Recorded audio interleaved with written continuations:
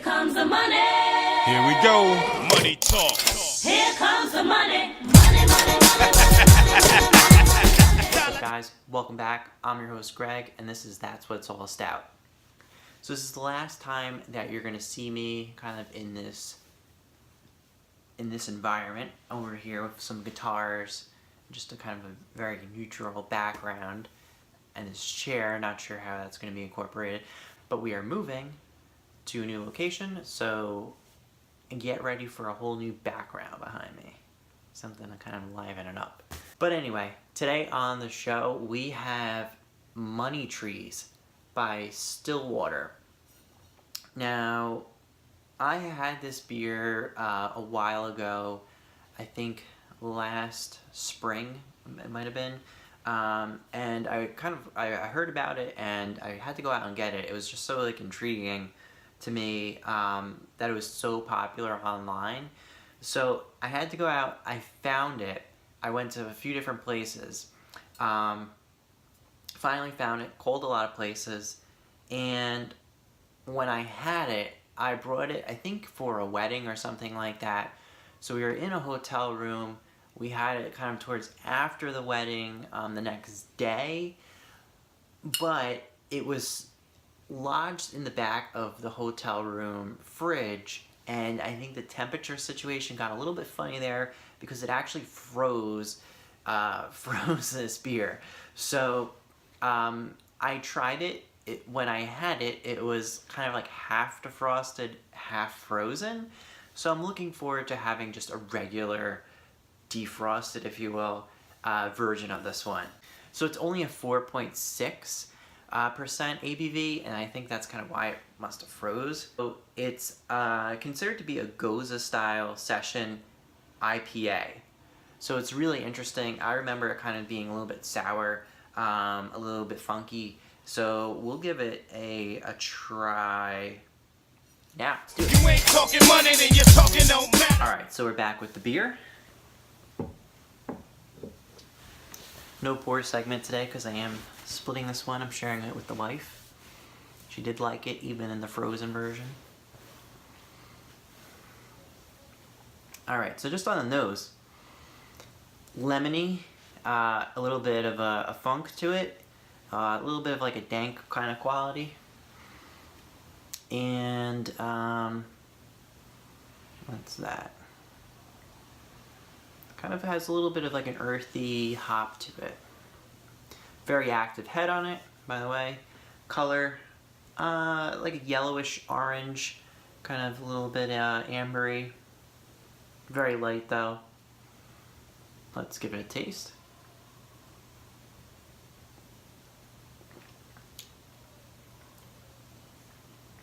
Okay, yeah. It's great beer, by the way. Alright. First impressions of it, you get a lot of sharpness in terms of the sourness that comes through. I think it's a little bit of a lemon. Let me just reconfirm that.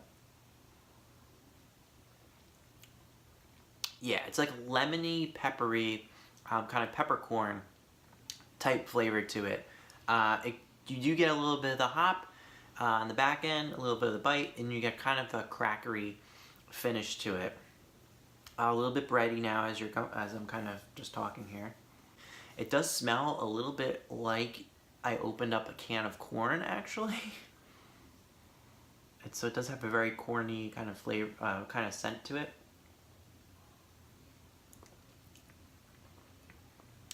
A little bit of that corn flavor on the taste as well. Very thin, easy to drink.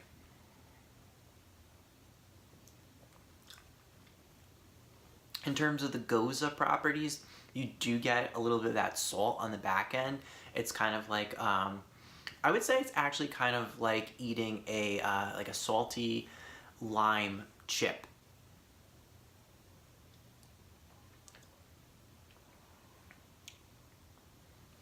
Yeah, and I think just based on that, it kind of would pair nicely with like a spicy food or some sort of Mexican food, something like that.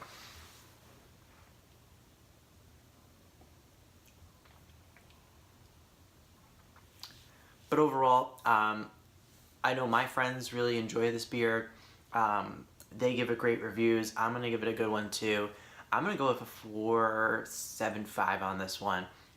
Really solid, really easy to drink, gives you the sour characteristics, gives you a little bit of salt. I think this is typically available in the springtime. I looked, where did I see that? I think I saw it online and it said that the availability of it varies. So this one in particular one I picked up in Gary's Wine, so I was able to find it, and that was kind of about like 3 months ago now.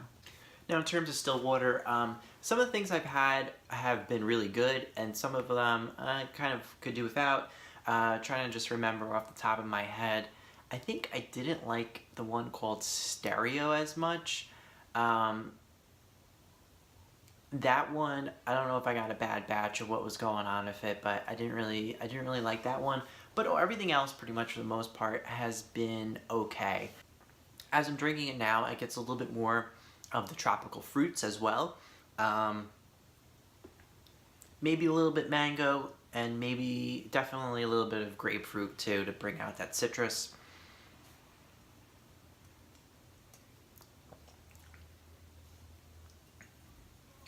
But overall, really solid. So this is actually the last bomber beer that I had in my pantry, I guess, if you will. Basically, I had a cabinet dedicated just to beer, which was over the sink, not great in terms of being able to control the temperature. Got a little bit hot. I'm not sure if that kind of affected things. But anyway, looking forward to having more space and looking forward to maybe kind of getting something new with this background going here and maybe a little bit better of a lighting situation. But I am trying to just finish off what I had in my inventory before I move. So this is the last one, and it may be the last That's What's All Stout for a period of time. We will see.